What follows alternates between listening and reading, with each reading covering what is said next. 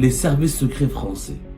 Un des appareils des services secrets français vient de publier une note qui demande des enquêtes sérieuses sur les financements qui ont profité ou qui peuvent profiter aux influenceurs partisans du régime algérien, la Direction nationale du renseignement territorial. La toile de fond, la toile d'araignée plutôt, ou les ramifications des réseaux qui travaillent pour le régime algérien, pour le pouvoir algérien en France. Dans cette note, ce service secret, donc rattaché à la police française, a proposé des solutions pour lutter contre ce qu'il appelle l'offensive haineuse des influenceurs algériens et franco-algériens sur TikTok. Il ne faut pas compter sur les poursuites pénales. Les poursuites pénales en France ont leurs limites. Et donc, il était d'abord sur leur financement. C'est-à-dire, ils demandent des enquêtes fiscales. Investiguer sur le volet économique permettrait aussi de connaître un peu mieux ceux qui peuvent aider financièrement ces influenceurs. Comment ils arrivent à se financer. Comment ils arrivent à avoir de l'argent. Le second axe qui a été préconisé par cette note est de lancer des procédures de retrait de nationalité pour ceux qui détiennent à la fois la nationalité française et algérienne. Les services secrets français. Un des appareils des services secrets français vient de publier une note adressée aux autorités françaises dans laquelle il demande ce service secret bien précis dont nous allons parler dans un petit moment, il demande des enquêtes sérieuses sur les financements qui ont profité ou qui peuvent profiter aux influenceurs partisans du régime algérien ou aux influenceurs mobilisés en faveur du régime algérien en France.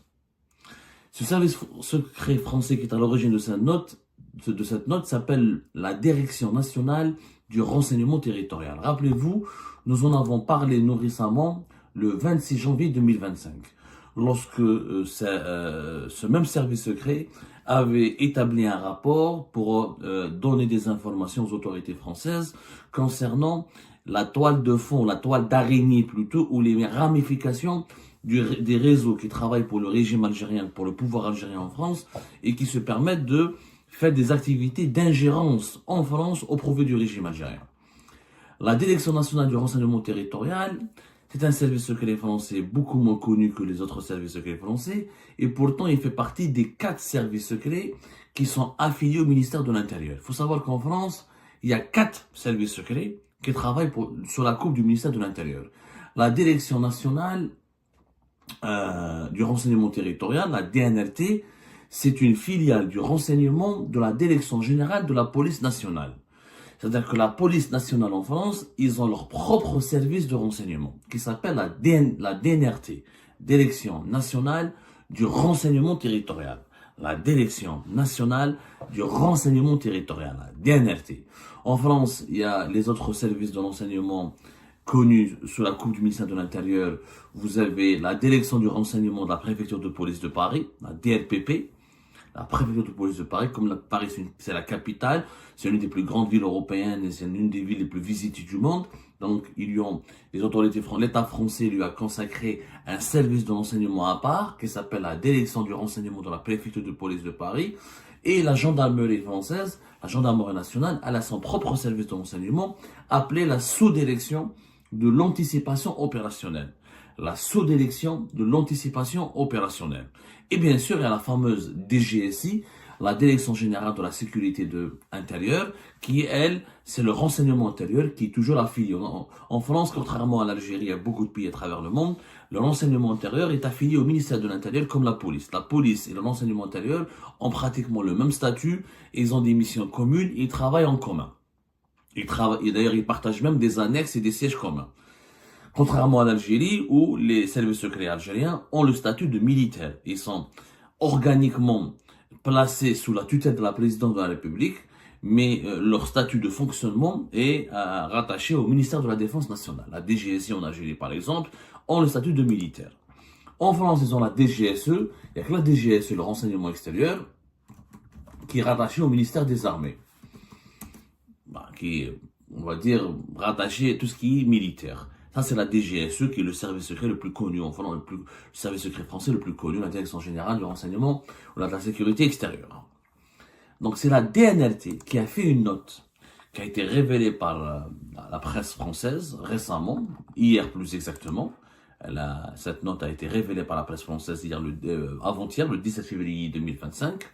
Dans cette note, ce service secret, donc rattaché à la police française, rattaché à la police nationale en France, a proposé des solutions pour lutter contre ce qu'il appelle l'offensive haineuse, je dis bien l'offensive haineuse des influenceurs algériens et franco-algériens sur TikTok.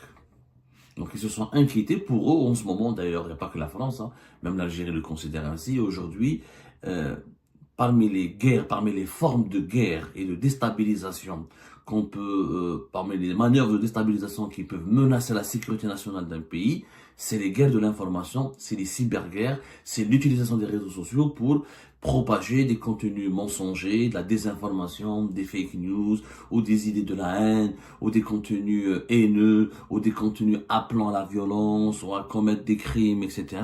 pour, en réalité, semer le chaos et la zizanie au sein d'une société, au sein de la population d'un pays.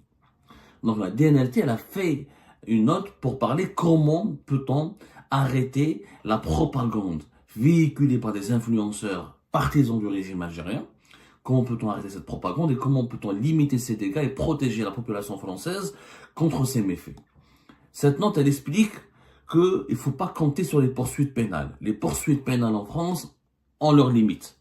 Et pénalement, on ne peut pas faire beaucoup de choses contre les influenceurs franco-algériens parce que certains ont la nationalité française, d'autres n'ont pas la nationalité française mais sont résidents.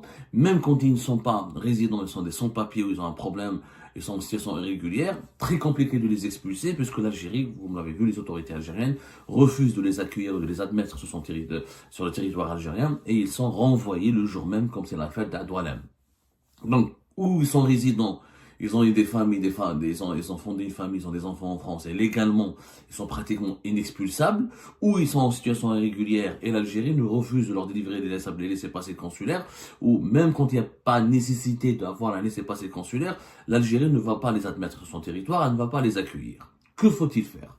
Alors, pour ne pas se contenter face à ce que dit cette note qui parle d'un arsenal législatif limité pour lutter contre ces influenceurs-là, qu'est-ce qu'il faut faire? Il faut utiliser d'autres moyens. Parce que ces influenceurs et partisans du régime algérien, comme ils ont été présentés dans cette note, je reprends les termes de cette note, ils flirtent avec l'illégalité.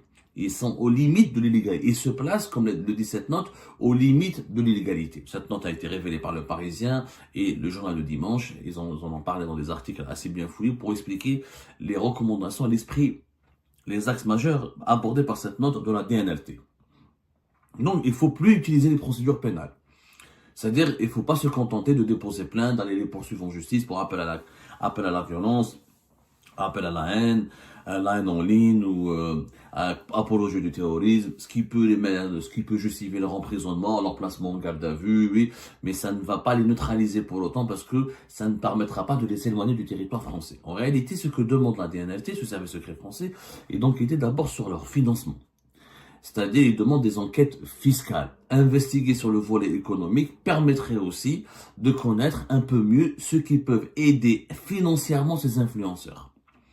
On peut préciser des officiers de la DNLT au quotidien, le français, le Parisien, et évaluer si cela relève de l'initiative spontanée ou des démarches plus téléguidées. Sur les services secrets français, la DNLT recommande d'enquêter sur les financements de ces influenceurs favorables au régime algérien pour savoir est-ce que ce sont des acteurs isolés, c'est-à-dire c'est des gens qui font cavalier seul, qui ont décidé tout seuls de s'attaquer à la France, aux autorités françaises, d'insulter les symboles de la France, ou d'appeler à la haine contre les opposants algériens se trouvant en France, ou de lancer des attaques contre les opposants algériens en France, ou d'appeler au chaos, d'appeler à la violence. Est-ce que ce sont des individus qui sont endoctrinés tout seuls, de façon autonome, ou il y a des gens qui les téléguident, c'est-à-dire des officines liées peut-être au régime algérien, ou liées à des groupes privés, qui ont eux-mêmes des intérêts avec le gouvernement algérien. Donc, enquêter sur leur financement. Comment ils arrivent à se financer? Comment ils arrivent à avoir de l'argent? Pourquoi ils sont favorables et comment ils arrivent à consacrer leurs activités favorablement au pouvoir algérien, alors qu'ils vivent ici en France, ils n'ont pas beaucoup de, mais à part des liens familiaux et des liens personnels, ils n'ont pas d'intérêt direct avec les autorités algériennes. Le second axe qui a été préconisé par cette note est de lancer des procédures de retrait de nationalité pour ceux qui détiennent à la fois la nationalité française et algérienne. C'est-à-dire d'enlever la nationalité française à ces influenceurs partisans du pouvoir algérien qui insultent, qui diabolisent la France, qui menacent la France, qui adoptent un discours très haineux, très violent à l'encontre de la France, qui appellent à des agressions, qui sont très agressifs contre la France et ses institutions, qui véhiculent des théories complotistes, des fake news et de la désinformation visant à salir la réputation de la France ou à diviser la population française parce qu'ils veulent, selon ces influenceurs, ils utilisent les Algériens de France pour les remonter contre les autorités françaises et contre leurs autres compatriotes qui sont des opposants et qui ne veulent pas s'aligner ou ne veulent pas soutenir le pouvoir algérien. Mais maintenant, cette note reconnaît elle-même que c'est très difficile de leur enlever la nationalité française parce qu'il y a un arsenal juridique en France qui est strict et les conseils de l'État, le conseil de l'État c'est un organe important ici en France, va certainement, il y a le conseil de l'État, il y a le conseil constitutionnel, pour la déchéance de nationalité, c'est extrêmement compliqué de l'obtenir, sauf dans des cas rares de avérés, etc. Le Conseil d'État, c'est la juridiction suprême de l'ordre administratif. Il veille à la conformité des décisions de la justice administrative. Donc, le Conseil d'État va certainement intervenir pour dire non, c'est pas possible, vous ne pouvez pas enlever la nationalité française à quelqu'un juste parce que il est partisan du pouvoir algérien ou parce qu'il appelle à la haine contre la France au profit du régime algérien. Ça va être compliqué de le faire. Mais ce que note aussi ce rapport dans la DNLT qui a été révélé par le Parisien, le journal du dimanche, c'est que la principale fondement de la propagande de ces influenceurs pour le régime algérien, c'est d'accuser, de faire croire que la France a pris le parti du Maroc contre l'Algérie. Et c'est ça l'axe de leur propagande, et de faire croire aux Algériennes et aux Algériens que la France, parce qu'elle a reconnu la marocanité du Sahara occidental, parce qu'elle a reconnu la souveraineté du Maroc sur le territoire du Sahara occidental, elle est donc aujourd'hui contre l'Algérie, elle est devenue l'ennemi de l'Algérie. Ça a été bien expliqué dans ce rapport, et je trouve que c'est vrai, parce que effectivement, même les médias officiels, les médias semi-privés, les médias, parce qu'il n'y a pas de médias indépendants en Algérie aujourd'hui, malheureusement, ils instrumentalisent cette position française favorable au Maroc pour faire croire à la population algérienne, ou à l'opinion publique algérienne, que maintenant la France, elle est un ennemi de l'Algérie parce qu'elle a choisi le camp de l'ennemi du Maroc. Parce qu'elle a choisi le camp du Maroc qui est l'ennemi absolu de l'Algérie en ce moment. Parce que la France, elle a soutenu le Maroc dans la question du Sahara occidental, la France n'a pas soutenu le Maroc, je dis bien la France n'a pas soutenu le Maroc sur d'autres volets. Elle n'a pas soutenu le Maroc sur d'autres sujets, sur d'autres dossiers sensibles. Elle a soutenu le Maroc dans le dossier du Sahara occidental. La France, par exemple, c'est le Maroc, quand il y a des lobbies marocains qui insultent l'Algérie, ou qui menacent l'Algérie, ou qui forment pour des actions propagandistes au sein de l'Algérie, la France n'apporte pas de soutien, ne les cautionne pas. La France ne cautionne uniquement la position marocaine dans le dossier du Sahara occidental, où elle estime que ce territoire fait partie maintenant intégrante du Maroc, du territoire marocain, et que le plan d'autonomie proposé par le Maroc, c'est la solution la plus juste, la plus équitable à ce conflit qui dure depuis les années 70. Et ça ne signifie pas que la France, elle est entièrement du côté du Maroc, dans tous les domaines, dans tous les sujets de dissension, dans tous les dossiers qui alimentent les tensions entre l'Algérie et le Maroc. C'est pas vrai.